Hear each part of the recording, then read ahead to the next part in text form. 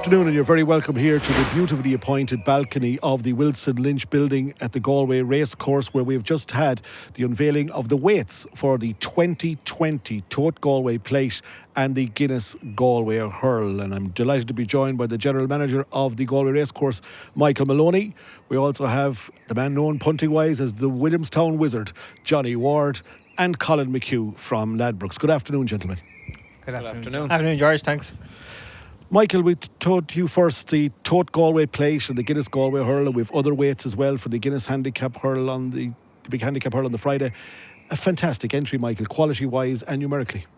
Yeah, it is, I suppose, great to see. I suppose, this year is very different, and, when we announced back in April that we were going behind closed doors, it was always going to be a very different festival, and I suppose we're just delighted to be racing, really, and having the opportunity to run these races, albeit behind closed doors. And yeah, when we're looking at the entries coming out today, and you see the Galway Plate, the top three in that race, Jet Peregrine Run and the Storyteller, it's great competition, and really looking forward to it. And also a strong entry then in the Galway Hurdle as well. And I suppose we have the feature races from across the 7 days in at this stage, and it's great to see. It's obviously disappointing that we won't have the owners on site, but it's great that they're still supporting racing, and they're sending their horses here even though they won't be able to attend site.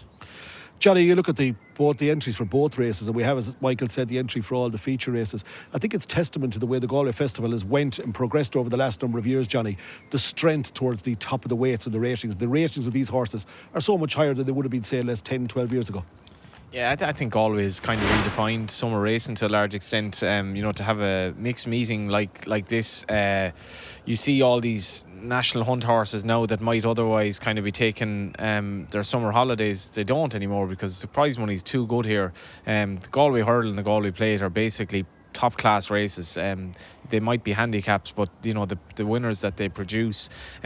What's interesting as well is the fact that it's such a tricky track to negotiate that it just makes it a fantastic spectacle. And I'm not going to lie, it's very strange being here thinking that it'll be like this in 7 days' time, because I'd imagine for everyone running Galway that this must be a really exciting time full of nervous energy, and it's a little bit different this year, but the racing isn't going to suffer, that's one thing. And even from that 2-year-old maiden that has produced winners from the Grey Swallow to all the top horses of it, even Aidan O'Brien has been running in recent years. Galway's an absolutely class meeting, and I think that's been the big change maybe since I got into racing, that has become really, really high class stuff. And Colin, from your own perspective in Ladbrokes, the Ladbrokes betting shop here is always a hive of activity throughout the week. Obviously, nothing will be happening there this year, but also off course, I think the feature races at Galway, and especially the two main races, they will, I would think, kickstart the bookmaking business, I think, in this country, where you have the people that every year just have a bet at Galway, that's the local people, but the serious punters as well. This is the first really big handicaps with anti-post markets that we've seen, and that to you really it's a little bit of a kickstart to that industry. It is 100%. There's no denying there's a small touch of disappointment that we're not going to be here next week for our biggest project, which is the Galway Races. There's, in our shop alone, we turn over maybe $1 million and a half worth of bets, including what the bookmakers will be doing on site. But listen, we have racing, that's the main thing. We'd love to be here and love to be taking part, and as a Galwegian, it's a bit disappointing. But again, I'll just echo what John said. The prize money that's been still upheld in comparison to what the UK are going through at the moment, fair play to the Irish racing. Again, we'll all get through the week watching the racing and watch the quality that is. The hurdle, I think, is one of the best races that I've seen entries wise. But there is a touch of disappointment that we're not up here. But look, we have to just take the positives and hope that we're back next year and stronger, and hopefully sooner as well. Johnny, we look at the Galway Plate first. The three top weights is a really high quality Jet, fourth to Delta Work in an Irish Gold Cup. You have Peregrine Run ran such a gallant race here last year, and is probably the epitome of a summer horse really over the last number of years. Killarney is the big hunting ground for Peter Fahey's charge, and the Storyteller, also a former Cheltenham winner, and ran such a gallant race this year in the Per Thames final. Easy Game just behind them, and Mengley Khan. That is a high quality top end of the race. Yeah, I think that's 5 horses rated 150 or more, 3 rated 158, and I think that gives kind of I suppose a bit of certainty for some of the other trainers in terms of the structure of the weights for this race. You might have top weight. That doesn't necessarily mean you're not going to win the race as well. And the Galway Plate as well. It's a race that if you can get up on the front end there can be a lot of problems in behind. It's hard to win this race coming from behind because it's such a tight track. Mingley can, I think I made the comment he wouldn't win a walkover there the way he was going, but he got his act together in Kilbeggan, and they've 2 entries for him now. I think people have kind of, maybe those who've given up on him have given him another chance. You look further down then, I know you have a couple of interesting horses down the foot of the weights. JP McManus obviously very much earmarking this race, and it's good to see such a high quality entry. Maybe a little bit light on overseas entries this year, but I mean that's kind of inevitable. We've had some very interesting overseas runners in the plate, but generally I think you're looking for a sophomore chaser maybe that's having his second season, not necessarily a novice, but is because it's hard to find a horse who has a little bit in hand. I know the horse you're going to mention, and I think he has a bit in hand. I remember when there was a rumour about the Galway fences being turned around for presenting Percy so he could have a little spin around. If they turn the track around, this horse might win. I'm just not sure the horse you're going to mention is going to win going this way. That horse is early doors, Johnny, and we may as well tell everybody. I had a look and I just thought this horse stuck out to me. It's been something that I think with the quality of the race, and of course a testament to the course as well, the prize money on offer. You can actually, if anybody that's serious about horse racing, probably from Cheltenham on, can have an eye to these big races. You know that certain horses might just turn up there and you can judge and see their progress. Early doors, he has course form from last year. It was second to Dandy Mag here in that good quality chase on Galway Hurdle Day. Was a lot of people had him in the notebook for the novices handicap chase at the Cheltenham Festival. It's a race including me, yeah. It's a race that we'll come to a little bit later on. That is another guide to the race in a horse that I think has been targeted at the race as well. But the JP McManus team, they're very, very shrewd. They go mob-handed at this race, as have Jigginstown in the last number of years. And they'll certainly be delighted, I think, to see those high-quality horses toward the top of the ratings, especially Peregrine Nunn and the Storyteller, with both likely to take their chance. Absolutely, yeah. Early doors and Blazer have the same weight of 10 stone 5. I think Early Doors has more scope to actually win off his mark. Blazer, who's been a little bit sort of unfortunate in these big races. But I was watching Early Doors in his beginner's chase races this year, and he's just tendency to jump out to his left is a major concern. You also have to take it on trust that he's actually anywhere near what he was, because he ran no sort of a race in the Grimes Hurdle. Again, you could say he just needed the run. But off 139, considering what he did at Cheltenham last year, if he can jump straight. Galvin is very interesting for me. I know he'd won a bit of an egg and spoon race on his return the last day, but he was desperately unfortunate at Cheltenham, or he just ran into one on the day. He's a rock solid horse, and he is that typical profile. He's essentially a second season novice, second season over fences. Could see him going off favourite maybe, unless there's a plunge in Early Doors. Thinking he'd go off favourite, Colin, we had a chat just before we came here live, and Gordon Elliott's stable have cost you and the firm a lot of money here over the years with winners at Perth, people playing up their winnings here at Ballybrit. Gordon also has a tremendous record in the plate, knows what it takes to win a Galway plate. And as we say, Galvin is one of those horses that will hop out at you. He was second in that high quality race at the Cheltenham Festival, the novices handicap chase, and Ronnie Bartlett would love to win a Galway plate, and off 11 stone, quite likely that Davy Russell would take the mount as well. Yeah, I believe the whole market is going to be formed around this Galvin, to be honest with you. When it ran into the horse that it ran into in Cheltenham last year, I think it was one of the bankers for the English in Imperial Aura. I think it was Kim Bailey's horse. Yeah. I think it was 12s into 4s, and as I said, it was 5 or 6 lengths back to the third, so he just ran into an absolute handicapped horse and thing. So as I said, the egg and spoon race he won in Killarney, the only disappointment I would have is he made a couple of mistakes against non-entities, and I'd be surprised when they go the pace here, will he be able to keep up? And it's amazing when you say that the top 5 in the weights, that none of them will go off. I don't think one will go off near favourite. I think Galvin will come in around a 10 or 8 to 1 shot. I genuinely feel that could be the one that they'll get stuck into, and there's always something that there's plenty of money for. One that I like, again, Peregrine Run. He always runs his race around here. I placed last year, he'd be around a 14, 16 to 1 shot. Early Doors, I think he'll come in around 14s as well. And you have Snugsborough Benny, who finished very well last year as well at 16s. As I said, I think it'll be an 8 or 10 to 1 to field. We'll go up on Galvin, and then the market will start to form. To me, I think Galvin could be the one that's plenty of money for. Johnny, also Dinons is another that would take people's interest in the field. Again, he fits the profile of an improving horse. He's had a pipe opener also. And as Colin also mentioned here, Snugsborough Benny, a horse that ran so well in the race last year, has course form, was the winner of a Blazers handicap chase the previous year. And Liam Cusack, no doubt, is obviously targeted to come back at this race from last year's race. Yeah, absolutely. A horse that travels very well in his races. Great improvement under Liam Cusack. Very versatile regarding trip as well. You'd imagine Dennis O'Regan will probably be earmarked to ride him. I think Liam Cusack's a very canny operator. Now, a mark for 146 is asking a bit of him. And you're wondering as well, if you are one of those connections, what have we, 24 in the race, or 20? Maximum 22. 22, yeah. 22. So there's 13 horses there that'll be sort of their connections will be kind of hoping that something might happen up the top. But I don't really imagine that many of the top 22 won't run. I think it's just too good of an opportunity to try to take your chance, and he'll be among them. So it could be kind of touch and go for some of those slightly down. And thankfully, with Early Doors being number 21, we won't have a situation like we had with Carlingford Lough, where the heavens opened, thankfully, to ensure that life on earth missed out, and Carlingford Lough could land a touch. But that's something, Michael, you'll also be, like we've said already, unfortunately we'll have no owners, unfortunately we'll have no general public, but trainers will be in constant contact with you for the state of the ground and how things are developing at the track. Yeah, it is indeed. I suppose, from now on, really, people start to focus on Galway in terms of the conditions of the track. I don't know if you can see it in the background. It's a beautiful condition at the moment. Jerry Broderick here, our foreman, and his team have it looking fantastic.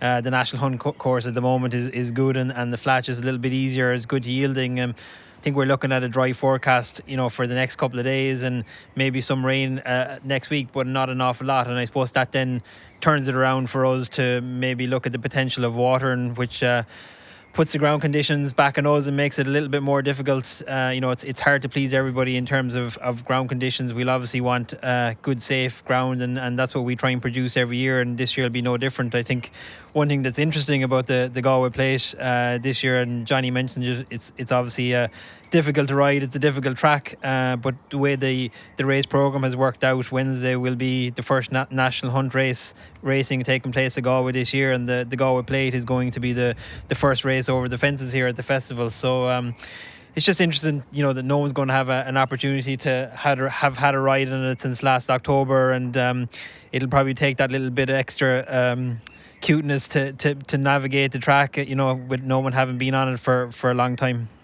Yeah, would you take that point, Johnny, on? Because, there was always a conditions chase on the Tuesday evening, and that always some jockeys have given the outside up to nobody over the years here, but you go back to your point, you believe that the Galway Plate and the nature of the race, it's in favour of horses that are on the pace. Well, you can imagine if Clarkham had been held up to get the trip the day he won it. I mean, where would he have finished? He did it. He won it because he was given an aggressive ride and he was able to jump and he stayed out of trouble. The point that Michael makes there is fascinating, to think that it's the first chase run. It's just such a weird year this year, but the ground will be absolutely gorgeous for that particular race, and the horses won't know what hit them really. It's going to be fascinating. I think you'll always have to analyse the pace angle, because if you can get a horse who's able to jump faster than everyone up top and is able to get into a rhythm, and I think Galvin will be ridden prominently enough. I know I think what's very encouraging, I know that Colin referenced the fact that he didn't make, particularly the second last, he was quite poor in Clarny, but he did nothing wrong at Cheltenham, and that augurs really favourably for this because of the hustle and bustle of it. And I just wonder about Early Doors as well in that regard, because he's very little experience of anything like this. His handicap hurdle experience is fine, but there's massive questions to answer. He's probably going to go off 7-2 favourite now after all my negativity about him.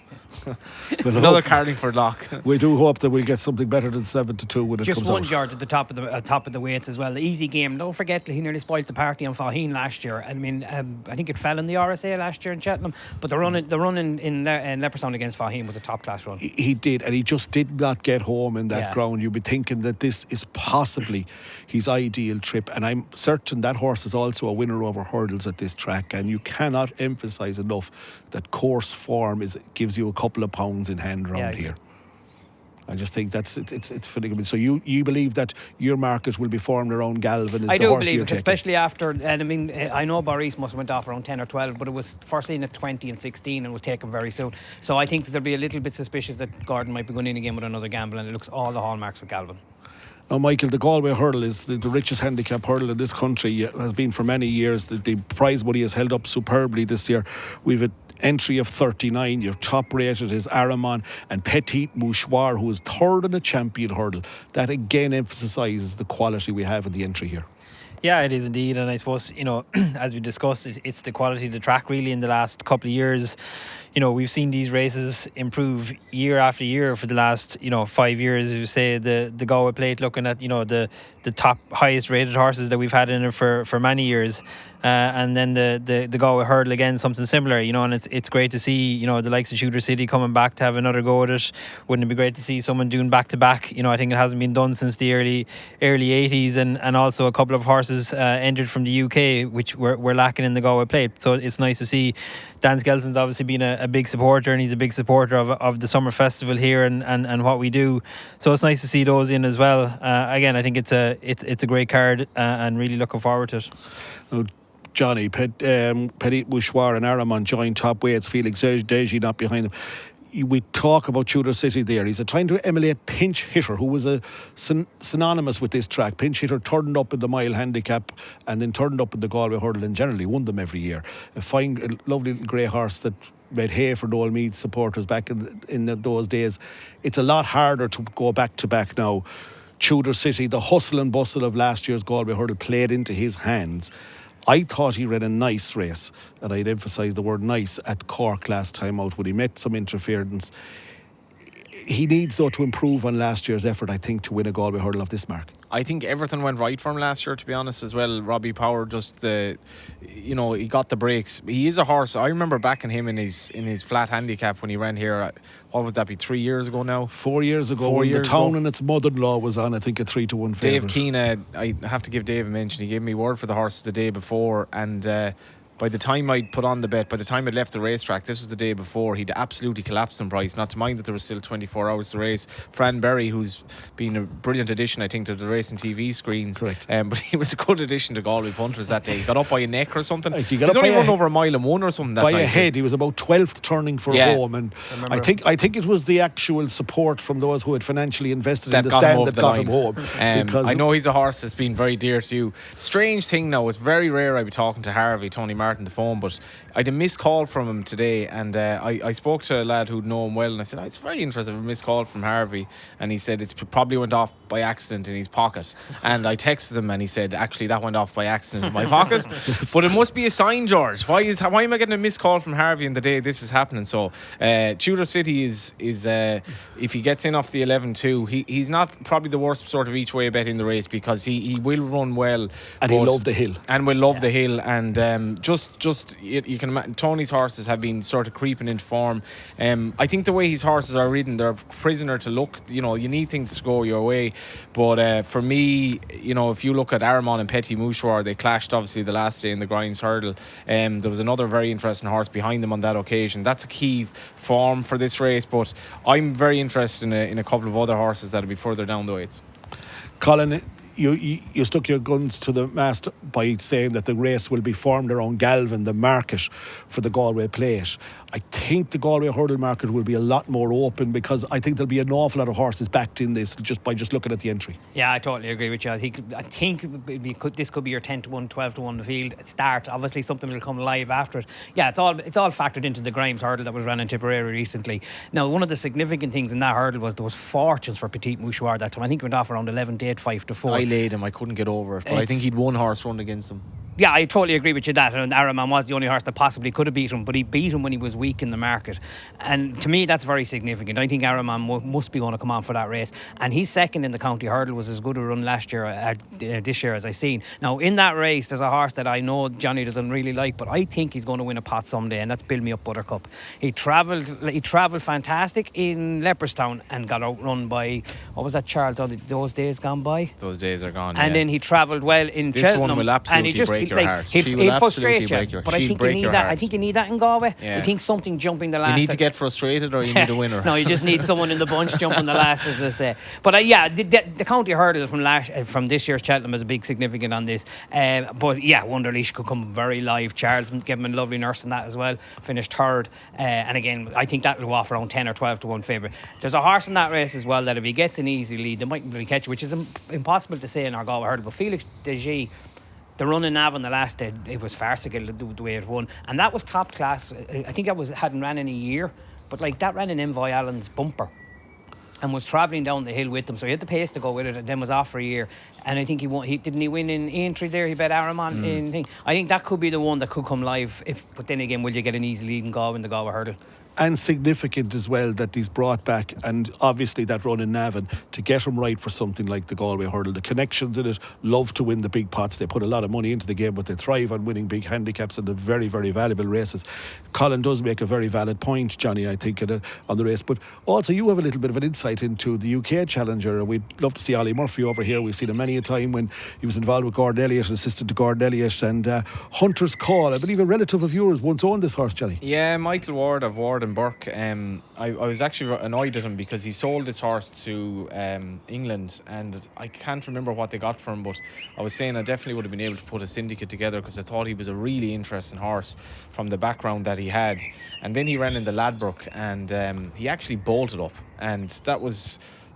What are we going back now? Like that was 2 seasons ago, I think, and he was favoured for the county in Cheltenham, didn't get in, hasn't been seen since, didn't miss a following season, came back I think at Southwell. I watched him the last day. Richard Johnson rode him, and he was running off the same mark as he'd run in the Ladbroke as a consequence of being off the track for so long, which is a little bit of leeway that they give you, but won really well, and he's 10 stone 4 there. I think this horse has loads of ability. That Ladbroke hurdle form would be really strong in the context of this race, and I imagine he was weak in the betting the last day. I imagine he probably needed the run, but he Hunter's Call will definitely know the Galway air because he was trained locally here for his Irish career, and he'd be a horse that I'd be very interested in. I know we're not going to have that many overseas runners, but he'll be creeping in off a low weight, and that horse is totally unexposed. He's literally had 2 starts for Ollie Murphy and he's bolted up both times, and I know he's coming back off his injury, the bounce factor and so forth, but he'd be very interesting for me.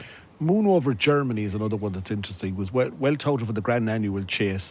Henry de Bramhead has never won the Galway hurdle, has won the Galway plate, and generally always his percentage strike rate here at the festival is quite exceptional. When I just look at a second look at the way it's gone, rating of 137 over hurdles. You know, it's not that he's thrown in, but he's also intriguing as well. His chase form would make him very interesting, and he's actually the type of horse that would be able to get a lovely lead off the likes of his stablemate Petit Mouchoir if he ran. It's interesting Henry hasn't won this race because, you know, his strike rate as a trainer is quite astounding, really. Would be interesting. Another one I should mention is Mount Leinster. He actually ran in a bumper in Ballinrobe first time out, but he was very highly regarded, and he's the same profile as I was saying. He's a sort of a second season hurdler with a lot of ability, needs a strong gallop, won well at Leopardstown at Christmas. Didn't necessarily go on from that, but 10 stone 11, he's a horse with a little bit of an upside in terms of what he might achieve, and the makeup of the Willie Mullins run. I actually would say Willie will run everything he more or less can in this race, including Colin's selection, who would probably be one of the better handicap in the race, but definitely wouldn't be ruling out Mount Leinster. There'll be a lot of jockeys kind of trying to, I suppose, get Willie's attention over the next week to get a spare in the race. They certainly will. Another one that's interesting as well to me is Great White Shark. Trying to emulate Quick Jack, having won the amateur handicap the previous year, coming on and win the Galway hurdle the following year. That was a fine performance last year in the amateur handicap, Colin. Again, from a bookmaking perspective, it's how Galway is intriguing is because the value of the prize money, yes, but generally you get horses coming back, and some of these horses get a public following, and whilst unfortunately we have no crowds here this year, people still at home will be looking to have a wager, and these horses tend to just grab the imagination of the ordinary member of the public. Oh, 100%. And I mean, you have to factor in, like, I mean, as I said earlier, to have a winner at Galway is usually different in any other national hunt setting. You know, I mean, the atmosphere and the party atmosphere to go back to your hotel and all that. And obviously, collectively, the money then just becomes a little bit larger when, obviously, you have the vast crowds. So, I mean, your losses, no, everyone will say your bookmaking wins can be the same, but your losses can be a little bit, as a man said, roller coasterish, as I said. But look, that is the game that we'll all miss this year, 100%. Now, hopefully, we'll try and get some business back into the shops, but the social distancing doesn't help. But it is the game that we're in, that, I mean, obviously, that if you win and you lose, and we've had some fantastic days here, and we've had some losing days here, but it will be a disappointment. But look, as I said, hopefully we'll be here not too far. One horse that I don't want to go off, George, before we finish, is Willie's down the bottom of the way, John Snow. That horse, I think, could become live as well. Like, I mean, that horse has run, I think, 5 or 6 times. I think it won a Leopardstown recently, but I mean, it has to be at least 5-4, 6-4 every time it ran. They must be showing something for them at home. That every time he went in the market, he was always short. So I think definitely if that got in, it'd have a squeak. And got a favourable mention from Ruby Walsh as well in one slot on TV where he would have a chance. Gentlemen, I'm going to ask you both for a selection, first in the Galway Plate and then the Galway Hurdle. Johnny? I suppose the Galway Plate, it'll be interesting to see what rocks up in it. I think, as I said, I think it'll probably be more or less most of those who are actually going to get into the race will run. It's not really original, but I think Galvin is really, really solid, and to me should probably be favourite. In the Galway Hurdle, then I'm going to probably go with Hunter's Call, with just hoping that he will make the boat over. I think he's very interesting. With a mention as well, Great White Shark is definitely an intriguing runner, and also Mount Leinster. And just to reiterate what Colin said there, you know, to be an owner to watch your horse win in Galway, I was really lucky to experience that myself. Now, granted, he was running in Wolverhampton, and I watched it in the Ladbrokes tent, but it was great to watch at the same time. And the fact George, that I can remember that day last year as well, because Gavin Cromwell had a double the same day, and there was some roar. In a 0 to 50 handicap, Wolverhampton was given nearly as big. The But actually, it's one of the things you'll miss about Galway is the crack in all the various parts of the course, because like those you mentioned about Perth and obviously Goodwood and all those meetings, the betting on the away meeting, there's as much of a buzz in the Ladbrokes tent, and it's absolutely great crack. And you know, if you have a few losers in Galway, some little yak can get you out of jail for the day, and that's nearly as good a winner as any. And this track also is a great place for Racecourse Ruber. Absolutely. Because there's always somebody has some information from some obscure meeting, and it gathers momentum, and it generally ends up in the tent or in the betting shop now below us as it is. As I was saying to you earlier, the horse that I'm on about, Sabras, I wasn't sure what to expect from that day when he ran in Wolverhampton, but it was reassuring on the way to the track here in Galway that the taxi man gave me a tip for him. So I said, you owning him. He must know more than I do, but he got up on the line anyway. I remember him getting up on the line. To the great relief of many, let's say. Michael, also we're going to just quickly flick through the entries for the other races as well. A lot of work has gone in from your own management team and from the Racecourse Committee in conjunction with sponsors, the regular sponsors we've seen here for many, many years. So outside of the track having unfortunately to go behind closed doors, there was an awful lot of work involved as well, I think, this year. Yeah, I suppose it was very different this year, and as you know, normally we rock into a festival and everybody's doing exactly what they did last year. We make a few tweaks and changes. I suppose this year it was really starting afresh, and we had to look at it, and it was back in April we were trying to plan how we would run 7 days, because I suppose back then we were trying to see, you know, could we run 7 days? If we did, how would we do it? And I suppose it's back then that the plan came up, obviously, to run Monday and Tuesday as all flat cards, retaining the feature races, obviously the amateur handicap on Monday night, the Colin Quinn Mile on Tuesday. We're lucky then to have the Galway Plate on Wednesday, Hurdle on Thursday. And I think the Friday card then switch over to an all-national hunt card as well. You know, becomes a nice card. You've got the Galway Blazers, you've got the Consolation Galway Hurdle, and you have the long-distance handicap hurdle then as well. So Friday becomes a really nice day, which led us into the weekend to have 2 all-flat cards as well. So it's actually worked out quite well in terms of the track. You know, Monday night they'll be on the wide outside normal Monday line, moving in then on Tuesday for fresh ground for an all flat card, followed on by Wednesday fresh ground again for the Galway Hurdle. on Thursday, and Friday we'll probably move back out to a very wide line, which we normally use for the hurdle races at the weekend, and the flat racing then on Saturday and Sunday will be right on the inside line, which is a little bit tight, but I think the flat racing has worked in there over the weekend for the last couple of years, and has worked well as well. So look, it has been very different. You've mentioned the prize money a couple of times. It's unbelievable, to consider where we are, that over 52 races next week, that we have over 1.6 million euros in prize money. It's not what we expected a couple of months ago, and I think very fortunate to have that level, obviously backed by the sponsors, have all stayed on board. I don't think we have a sponsor hardly on the Galway Summer Festival that hasn't been there for over 10 years. So it's great that they're all back on board. And obviously Horse Racing Ireland, in fairness to them, they do put up huge levels of prize money. You look at some of the high quality flat races in the UK at the moment, and consider the plate and the hurdle worth 200,000. I think it's pretty incredible, and I think the lads mentioned it's going to be very surreal here next week. To have only 200 people, 250 people on site. Normally this time of year we'd be looking around, there'd be hundreds of people walking around. At the moment there'd be marquees going up, we wouldn't be able to be sitting on the balcony, there'd be so much activity in the background. So it's been a very strange year. Everybody's had to do something different. Our financial controller has been building fences. It's just been a year to do things a little bit differently. But everybody's got stuck in, and we're all looking forward to next week.